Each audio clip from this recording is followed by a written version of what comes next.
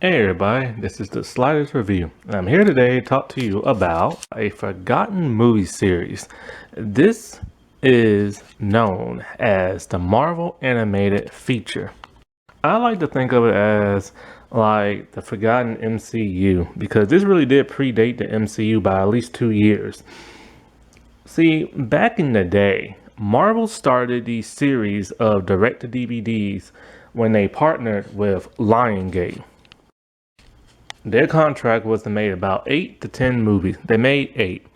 It started in 2006 and it lasted all the way until 2011. And some of these movies were really good. Other ones, they weren't like terrible, but they weren't all that great. Like they're just okay to good. And these movies made like a lot of money. Combined, they made, geez, how much they make? They made about $43.5 million. And when they made the Iron Man animated movies, it made about 5 million. And of course, the live action one made like 500 million. However, like when I say like this predates the MCU, like I am not kidding. Like even the MCU has taken some like elements from this series, especially when it came to the Avengers, but they didn't make it in the movie. Craig Cal. Now he's kind of like the Kevin Feige slash Bruce Timm person of this series. He spearheaded all of them, and he's worked in Marvel comic books. He's worked in Marvel animation shows. He did Wolverine, X-Men, X-Men Evolution. He's even like been executive producers like on the live action. He's worked on them in some capacity. I forgot exactly how the live action Marvel movies. The interesting thing about the MAF is like some of these are even better than the live action Marvel movies. Because for the most part, they're only around 70 to 80 minutes long, so they don't have time to do all that filler crap. They get straight to the point, and the action is amazing. The animation is gorgeous. The animation is even better than the DCAU. And that's saying something. But you know, some of these movies, like I said before, were hit and miss. But for the most part, they was very satisfying. Like when I say some of these are better than the MCU movies, I mean they are truly better than the MCU movies. And then some of them, of course, are not. I mean, they're not terrible or bad. They're just not that great. They're kind of like okay to good, you know? But they do take liberties. Like for the most part, they adapt the comic books that they're based off of. Some of them are based off the Ultimate one, some are based off more classic ones, some are a combination of the both, and one is completely made up. Actually, I think two is completely made up. But yeah, and I remember when I watched these back in the day, I really enjoyed them. And it's a shame that Marvel Animation has turned to crap. Like they stopped making these direct to DVDs, and then they started making a couple of other ones. Like the other ones they started to make were one was like anime based off The Punisher and Black Widow. I remember another one was based off Iron Man. I think some techno virus or something like that. And then they came out with some really like kid friendly, well not so much kid friendly, but they was there to like appeal to kids. I remember they came out with the Iron Man and Captain America movie. They came out with an Iron Man and Hulk movie. They came out with some kind of Hulk Halloween thing, I remember. And when they came out with those last three I just mentioned, nobody really knew those even came out. I think I might have one on DVD. I'm honestly not even sure. Because like they're hard to find. You can't even really find them on YouTube no more. Like the animation completely changed when they left from Lionsgate and everything went to more of that like more CGI-ish kind of like weird cell animation to like just weird animation just for like little goober kids. I hate when they ruin things just to make it more kid friendly to kids. Now, when it comes to these 8 movies I'm going to tell you about, they were pretty gruesome and dark. Like, they showed blood, they killed people, they even killed some heroes, and it's kind of like you don't even see that in the MCU. Like, there's a Wolverine movie in this thing. It was the first time I had ever seen Wolverine kill people and make them bleed. Like, and it took the live action X-Men movies until Logan to finally do that. The voice cast is superb in these movies, and once they picked somebody, they pretty much kept these people for all the other iteration of these movies. Except for Thor, they changed up his voice, and also the Hulk. They changed up his voice for Planet Hulk for some bizarre reason. I'm not really sure why. However, once the MCU started taking full swing and then like it became so huge and massive, they decided to end these series. And like I said before, they came out with a few other ones after that, but they were completely different. And then of course they went on to all that Marvel animation crap, and I do mean crap. And it's quite a shame too, but these movies, they weren't as successful as the DC animated movies, but at least they had competition, and it's just like, so DC is just able to do, well, they're able to dominate animation wise. They cannot dominate live action wise though.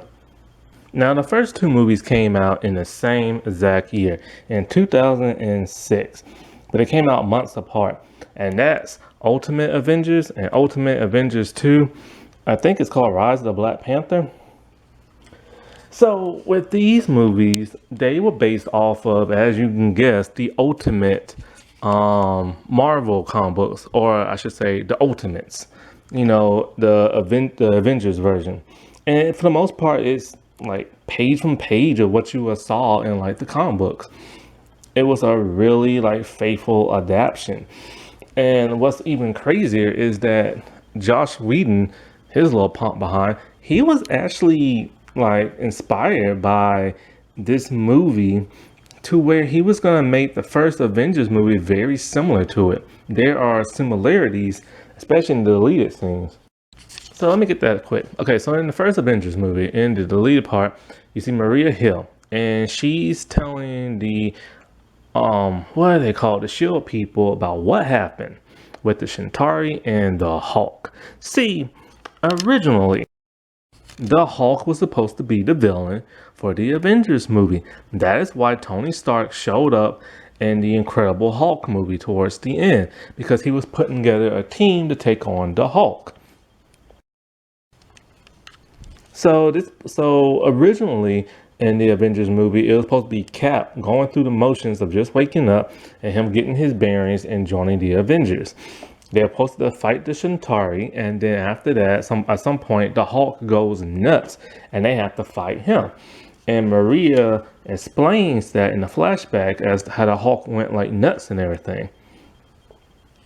And you can see like there are certain elements that they took from that animated movie that they actually incorporated into the live action movie that actually did make it to print.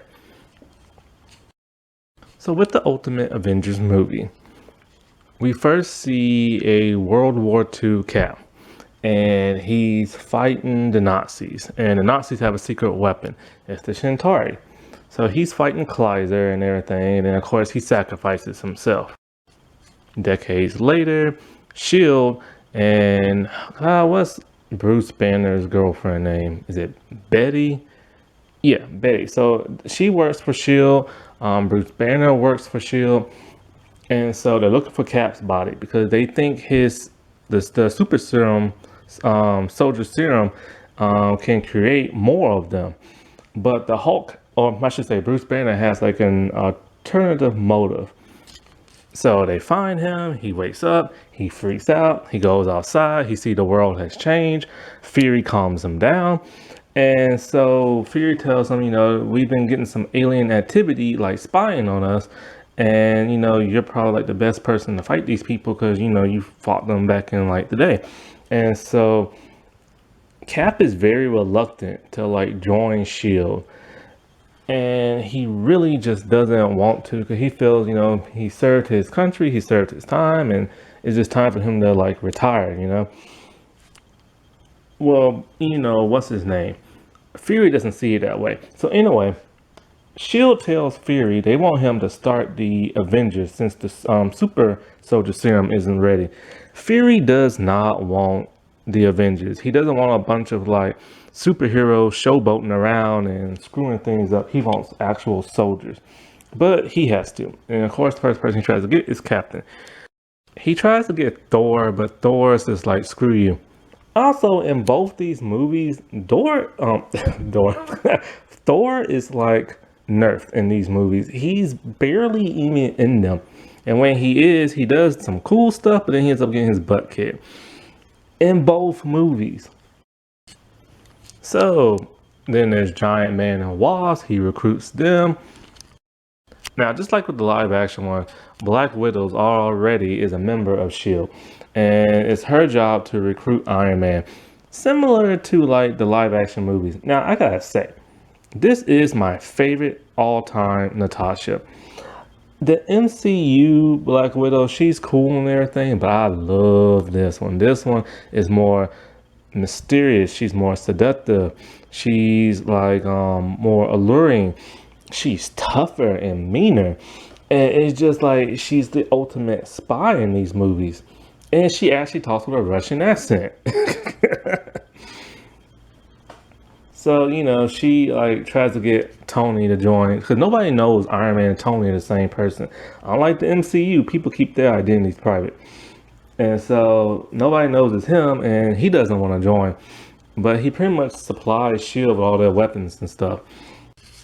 Well, after everybody else joins, Fury decides he's gonna like, you know, try to recruit Iron Man one more time.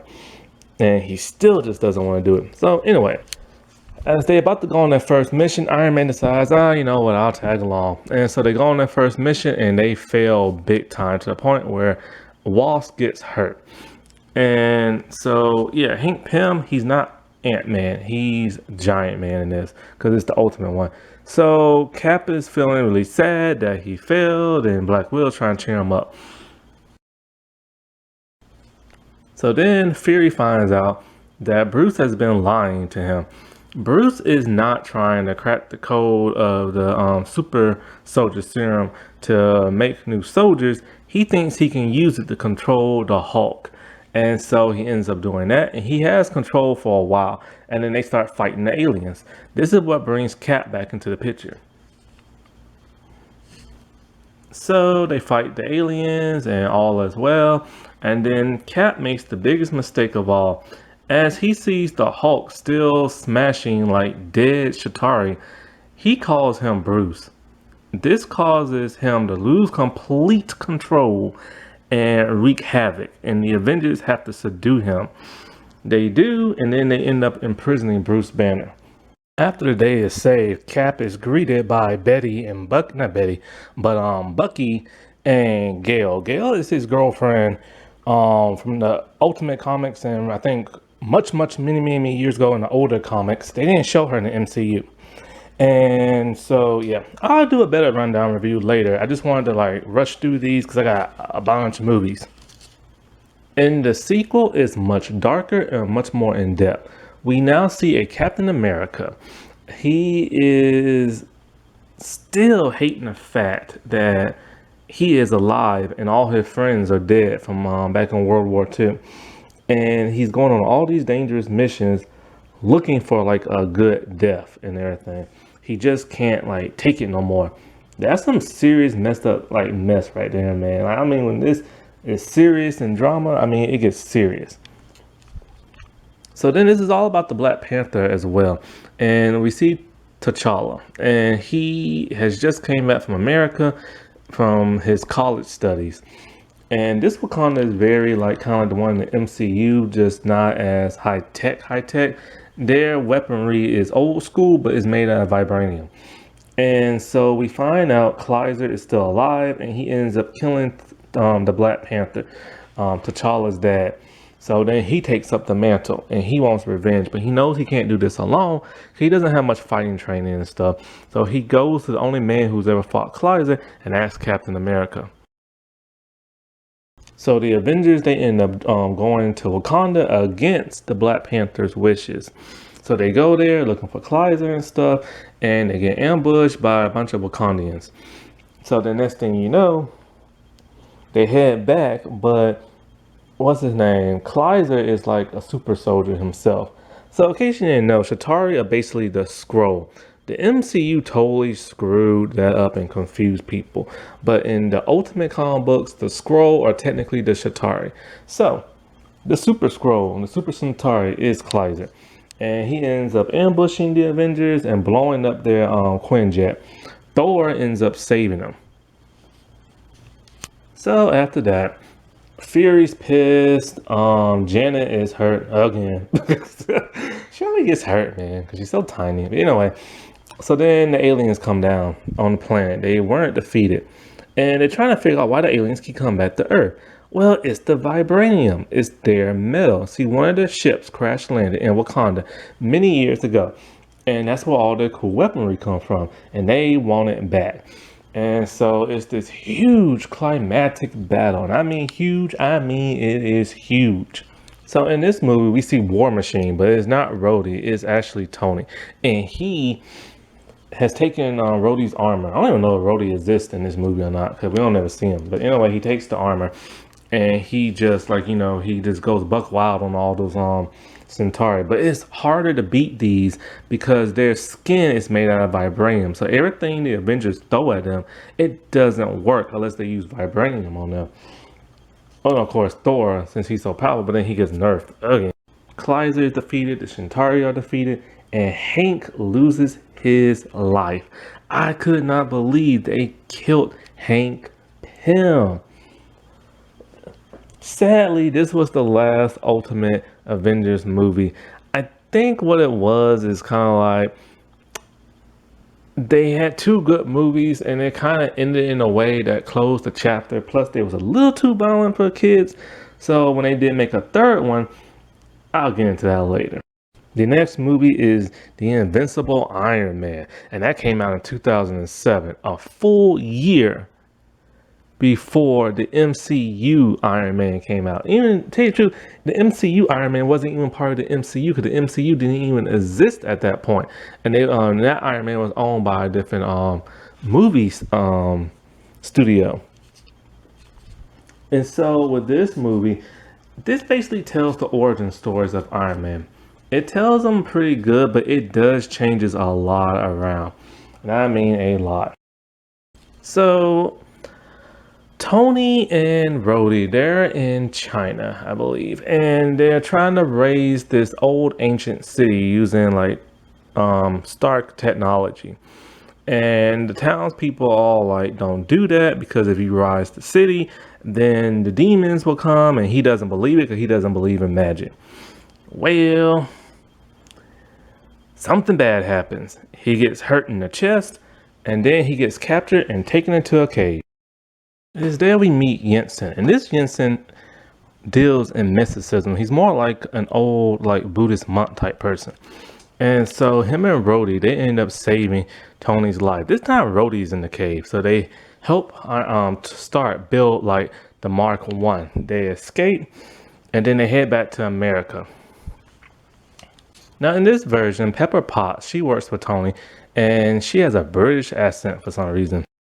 Also, Tony's dad is alive in this movie series. He's the head of Stark Industries, and he doesn't like how his son's a playboy billionaire and doesn't take anything seriously. So S.H.I.E.L.D., they're all after Tony for some reason because I think somebody lied on him and said he did this and he did that and blah, blah, blah, blah. So they won't let him into his own building, so he can't get his armor. So next thing you know, Pepper helps break him and Rhodey in. And that's where Rhodey discovers that Tony, this is the part that's really weird. The Mark 1 isn't the first armor Tony has made. The Hall of Armor already exists. He has created hundreds of armors. That's how he was able to build one down in the cave so well. This pisses Rhodey off. So anyways, they did end up rising that city, and the demons did come. Who are the demons? The 4 elementals. And so Iron Man now feels like he has to stop these things, and so he does. We even get to see the Hydro armor. That's really cool. I love the Hydro armor. The animation in this is beyond gorgeous. The suits are made as some type of CGI and also animation. The elementals look more kind of like these like old ancient warriors, and they're CGI. My problem with this movie is the action. It kind of happens a little too quickly and not as like awesome as you would want. Like the armor looks cool, but it doesn't really do much like cool stuff.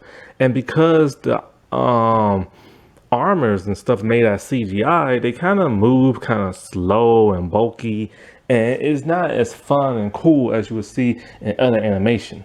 So one thing I forgot to mention, okay, when they were in the cave, they were taken by, I think it was called the Ten Rings, or maybe it was called the League of Assassins, something like that. I can't remember. You know who the Mandarin people are, right? Because the Mandarin is this movie. So anyway, Tony meets a girl. God, I forgot her name. La Ming Mei Ling Mei Young Mei.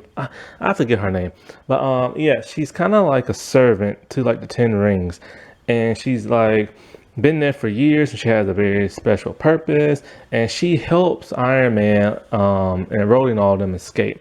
She also ends up falling in love with Tony, and Tony ends up falling in love with her.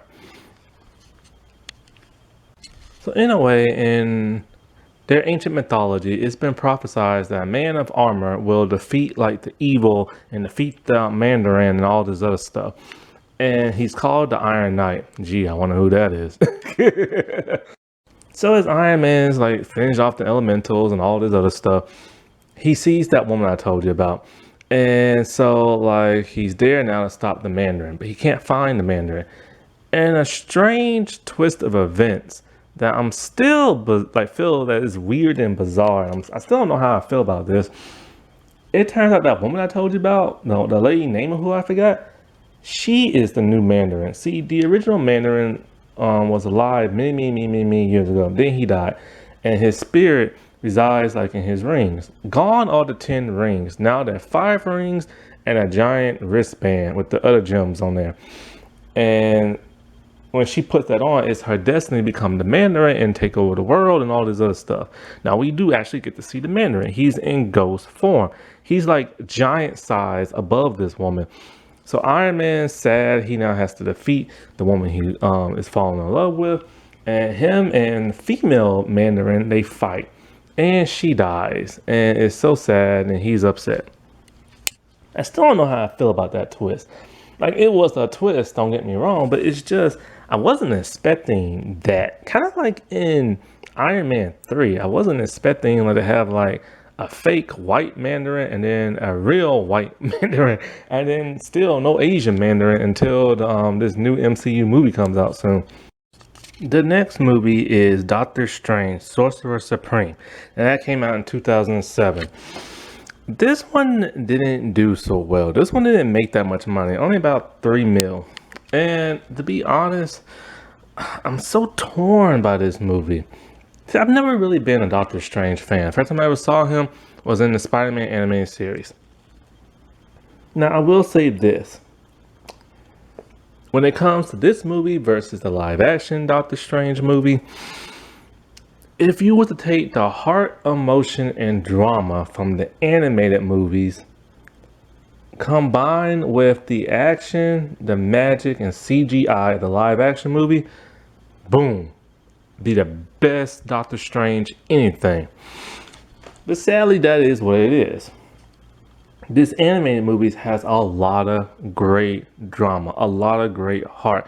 You feel the emotions of this Doctor Strange. In the live action movie, you don't.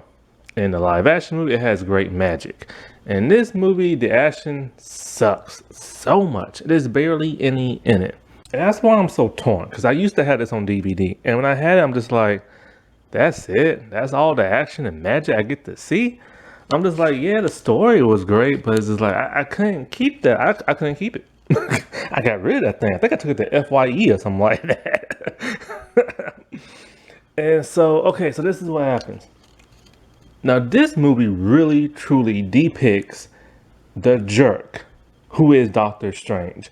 If you don't know this, in the comic book, Doctor Strange and Tony Stark, they are like some of the biggest jerks you ever see in the the Marvel comic books.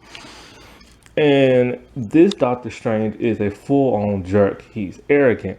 He's a pompous, like blowhard, like he's this rich man who just thinks he's so much better than everybody. Even his own love interest is like tired of his behind and stuff. The only people he's ever really nice to are little kids. Those are the only people he's really ever nice to. Well, an accident happens and it takes his hands. After the car accident, his hands are pretty much broken in every piece of his hand. Like every piece, the bone, the muscles are messed up, the ligaments, the tendons, everything is messed up in his hands. He can no longer perform medical service, and he loves being a doctor. He loves helping people. And the man, you will see some of the greatest drama I've ever seen in any animated anything.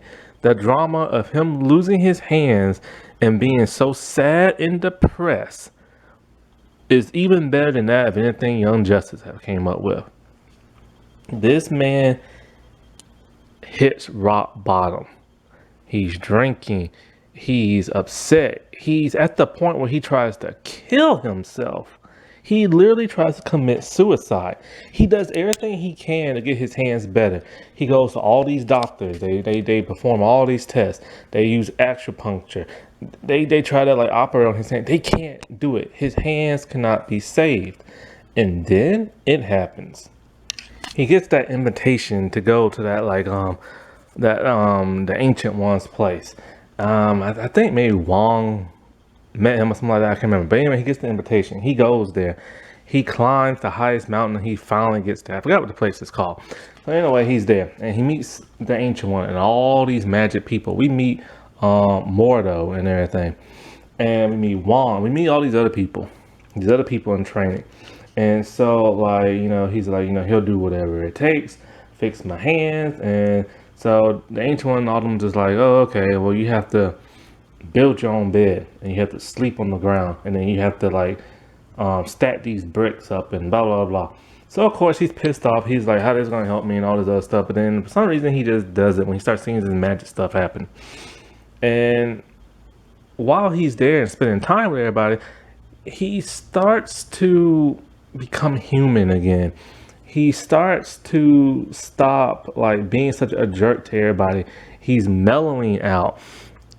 He's just becoming human again and everything. And he does what the Ancient One says, and his hands are getting stronger by constantly building this stuff and everything else.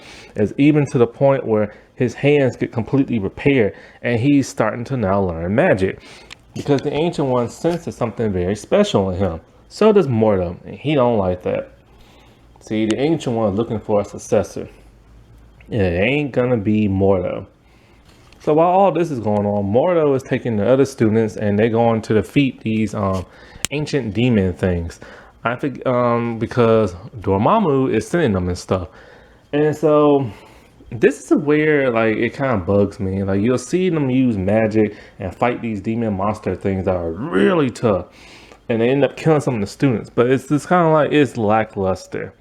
This movie needs better choreography with the magic and the action and stuff. Now remember when I said this movie has a lot of heart and emotion? We actually get to see Doctor Strange's little sister in this movie.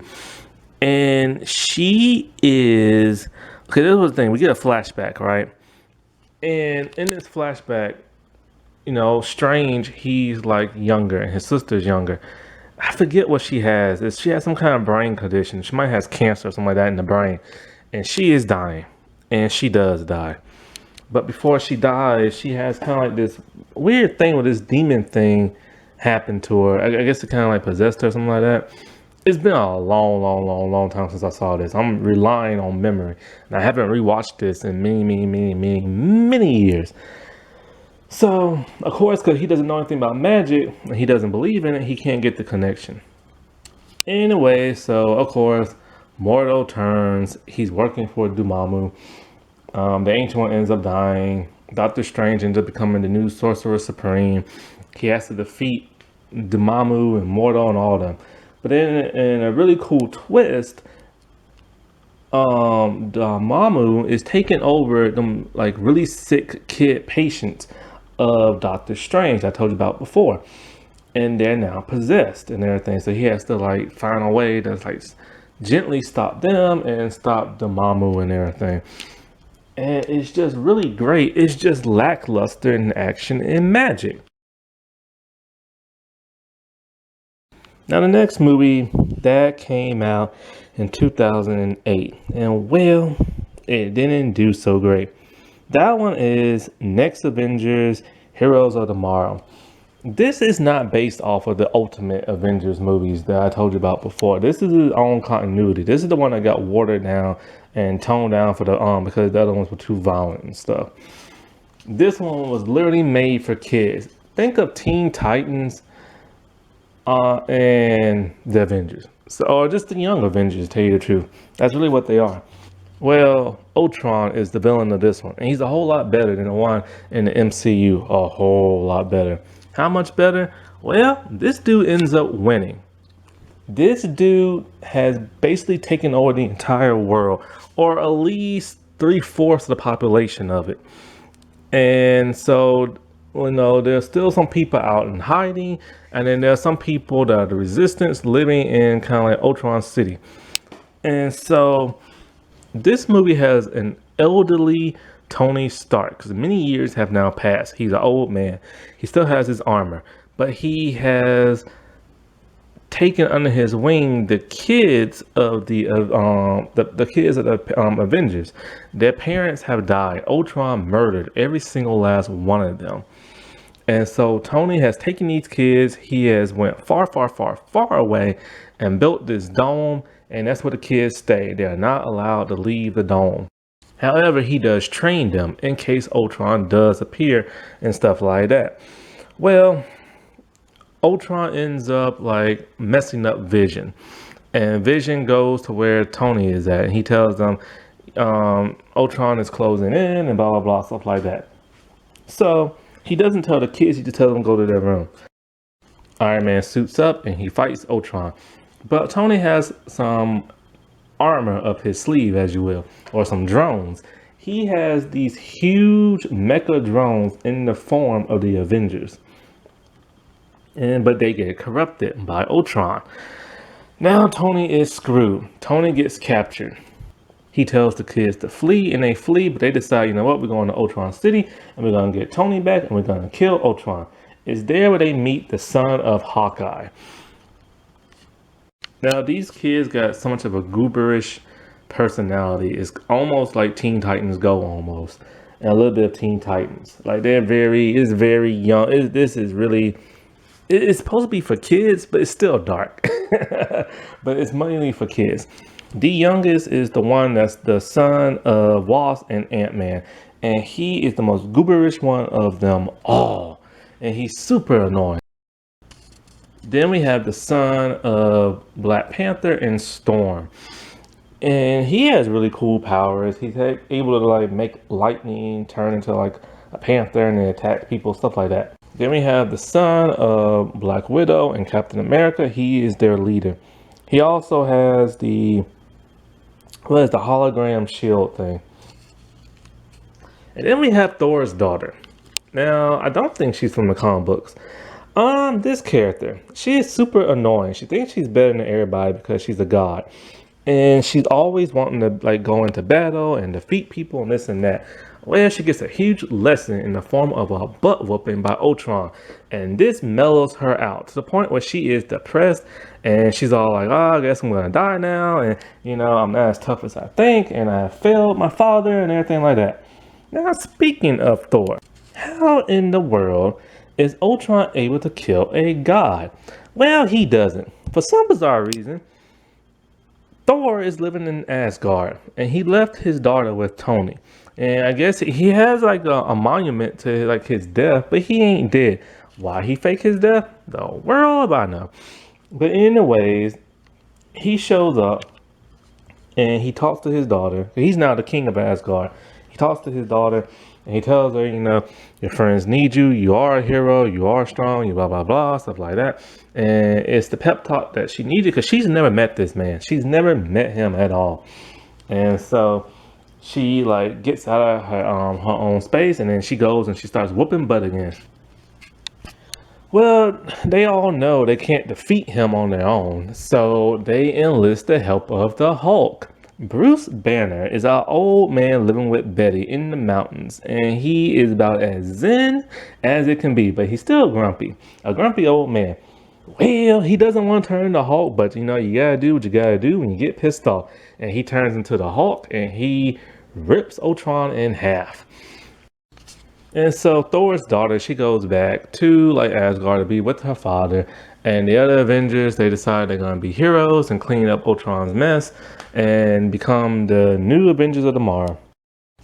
Hulk versus came out in 2009. My God, it was awesome.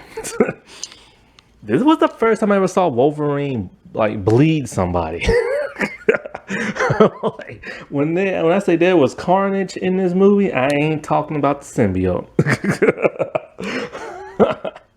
Now this movie is broken down into two movies. The first one was 43 minutes with Thor, and the other one was like 30 something minutes with Iron Man. Not Iron Man, but Wolverine.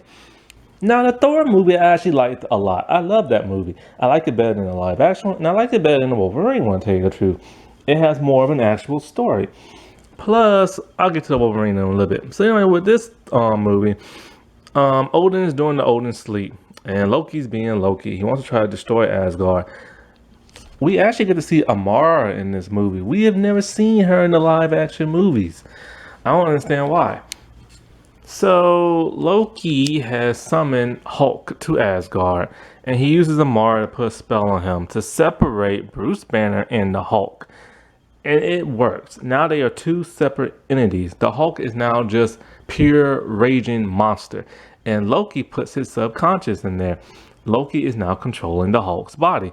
And he tears up Asgard. He whips on all the Asgardians. Thor sees the Hulk, or the whole Odin, the 7-day Odin sleep thing, that's about to be over.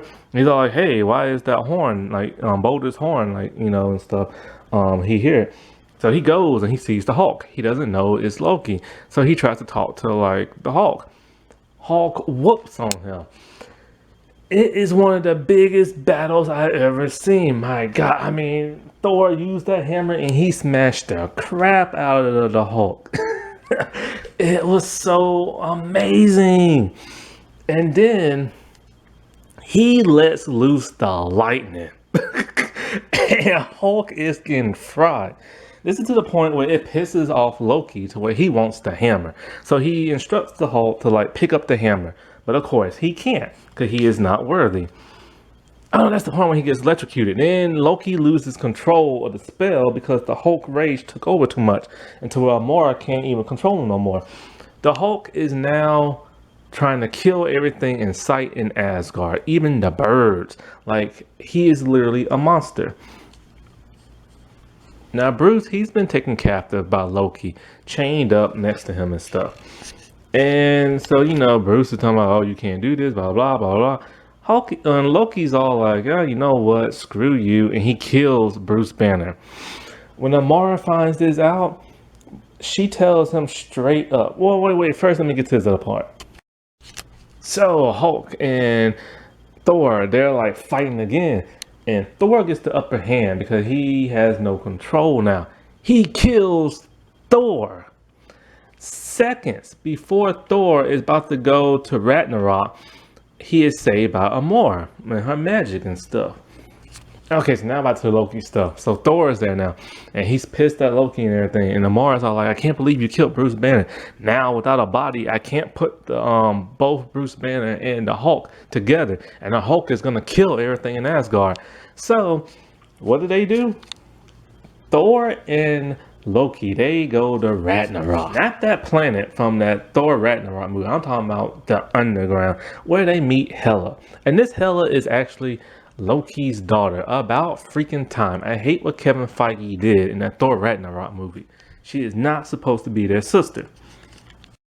So Bruce is finally in peace in the underworld, living the life he always wanted to with his family. But then Hela wakes him up and tells him, like, hey, look, man, you need to go back inside the Hulk. He's like, I ain't going back inside the Hulk. I'm happy now. And so Thor and Loki, they fight the Hulk. But the Hulk is like busting both of them up, and he's even trying to like fight the ghost. This pisses Hella off, but she's like, you know what, screw everybody. I'm just gonna put y'all both back together. And so she combines both the Hulk and Bruce, and then she wants to like get her vengeance because her home got destroyed because of the Hulk. And Thor's all like, look, man, we can fight, but you know I'll put up a good fight. And she's like, ah, yeah, I know. So then what does she do? She turns on her father and crystallizes him in a giant crystal. After that, Odin like wakes up and he praises Bruce Banner for being a true hero who defeated the Hulk and stood up to him and everything when he was just a mere mortal. Cause that's what he did when the Hulk was destroying Ragnarok. He literally got face to face with the Hulk and everything and challenged the Hulk and stuff. The second part of this movie is the Hulk versus Wolverine, and this is where the slashing and the gashing coming from. My God, man, like the rage of both these men were insane. Wolverine slashed the crap out of the Hulk, and the Hulk pounded him into the ground. Like, it was just carnage and mayhem with these two. So basically, it's like this. The Hulk is on the loose. They don't know why. They say he's acting kind of crazy, and they send in the only man who they think can stop him. The man who pretty much does whatever he has to do and doesn't think about the regrets of it and stuff. Wolverine, you know, the whole he's best at what he does and what he does isn't very good. So he's tracking that dude down in the woods and in the mountaintops. And there he finds Bruce Banner. But then he sniffs him and realizes he smells radioactive, similar to that of the Hulk. Hulk comes out and is on. Half the mountainside starts to like slide down. And then those two just go at it. There's a really cool shot where the Hulk's reflection can be seen in Wolverine's claws. Because he's like letting his claws out, he's like switching them back and forth, and then you see it. And it's like the coolest shot in the entire movie. Why can't the live action movies be like this? Why? I don't understand it. This is a kid's movie, and there's more blood and curse words in there than all of the like live action X-Men movies. I don't understand that. So then, all of a sudden, Wolverine gets drugged as he's about to get the upper hand on the Hulk because he just got through getting the snot beat out of him. And then the Hulk gets shot. It's Weapon X. So from this point on, it's nothing more but like an entire Weapon X type thing. They're the ones who been like aggravating the Hulk and trying to track him down. They want part of the program. They also want Wolverine back, but the people who are in the assassins, they don't want Wolverine back. They hate him. So they turn on the Doctor dude and they go after like Wolverine. So then Wolverine and the Hulk has to fight them, but the Hulk doesn't want to because he's pissed because Pointy Man stabbed him. Anyways, the Hulk like destroys the entire building, and then the Hulk kills every single member of Weapon X. And then, but however, Deadpool survives this because, you know, he's Deadpool. But then the Hulk jumps on top of him and crushes him. Now, the director or the creator of this said that Deadpool is dead. However, I thought Deadpool can't die. So, actually, I thought a lot of these people couldn't die. So, I don't know. Anyway, this was the first time I've ever seen Deadpool like in his truest form. The first time really was in X-Men the animated series, and he was just there as a cameo and Gambit's like dream, and then that one hologram thing. But this is the first time I actually saw him do something and say something. And my God, I now understand why people love this dude to death. Now, he ain't no anti-hero on this, or no hero like he is in the live-action Fox movies. He's straight up villain. And the reason why I love him, because he just won't shut up.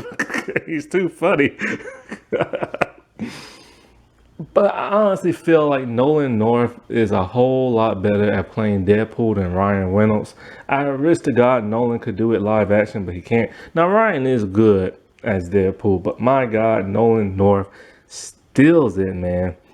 He steals it. Planet Hulk. That came out in 2009. That was the last great movie, but not the last one. See, this pretty much takes place just like Planet Hulk, the comic book. The Illuminati, they send Hulk off into space. He ends up on Sakaar. He ends up fighting in the whole gladiator battles things. There's the Red King. And then this Hulk gets to talk. I really like that. It's nice to finally hear the Hulk speak and not growl and mumble like an idiot. I know in some of the later versions of like Marvel animation, the Hulk actually gets to talk. This was one of the first ones to do it, because before he just sounded like a doofus. So yeah, he's angry. He doesn't want to be bothered. He doesn't want to fight in the Olympic Games. But he has to do what he has to do, try to help him get out of there. And then the Red King ends up betraying him and everything, lying to him, and then he defeats him. He defeats all this other stuff. He defeats these spore things, and then him and the gladiators, they like take over Sakaar, where he becomes like the new ruler and stuff like that. And it's a really, really, really great emotional movie. It has great action. This is when the animation started to dip down a little bit. Well, actually, it started to dip slightly in the Hulk versus one. It wasn't as majestic looking and gorgeous looking as the other ones. It started to get a little bit more kid friendly, cartoony looking and stuff. But all in all, it was a great movie. It was literally the last great movie, but not the last like movie. Now, in this Planet Hulk movie, they substituted Beta Ray Bill for the Silver Surfer. And it was awesome. Beta Ray Bill whooped on a Hulk at one point in time. But the Hulk is the Hulk. Also, what's really cool is that Thor makes a cameo in this movie in a flashback sequence. This is like really neat. Also, like the characters that was shown in Thor Ragnarok and the last Avenger movies, also from the Planet Hulk movies, Korg and what's his face, they're so much better here in this animated movie. This is what I love about this animated movie. They're not silly. It's not like the MCU. They're not trying to gear it to kids. Thor Tales of Asgard came out in 2011. 2011. Now, the Hulk Planet thing came out in 2009. And this is when I knew things were starting to get bad. It took way too long for this movie to come out. Then not only that, but this movie was centered for kids. Again, the action was watered down. This is when Thor was a kid and Loki was a kid. Loki was actually good. Sif is a kid, Amara is a kid, everybody's a kid or teenager. I've only seen this movie once. All I can remember is that Thor doesn't have his hammer yet. Odin tells him don't touch this evil fire sword. Of course, he wants it anyway. Something happens where I think they have to give it back to the Frost Giant or somebody, and he sneaks on board like their ship, and then all this crazy stuff happens, and then they fight the Valkyries, and then next thing you know, the elf dude, who's basically a servant, he's pissed and want revenge because Odin destroyed all his people, so they have to defeat him. And then Loki touches the sword, and I think that's what kind of turns him evil later on. And it's not a terrible movie, it's just not that great, and it's way too centered for kids, and like it's okay. It's just not as awesome as like the other ones. But yeah, those were like the 8 forgotten Marvel movies that came out many years ago. A lot of people have forgotten them because they have been overdwarfed by the MCU and the DCAU. But like I said before, these were some really good movies and stuff. And it's sad that they are forgotten, and it's sad that they have ended. I wish they would restart again. But we all know if they were to restart again, it will look like crap.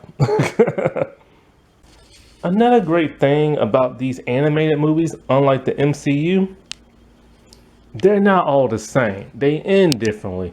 Their outfits look different. There's no comedy. Like, seriously. That is something that is killing the MCU. It's too predictable. It's too much the same. everybody's outfit looks similar to each other. It's made out of the same material. And there's way too much humor in the MCU. Alrighty, well, I'll talk to y'all later. Bye.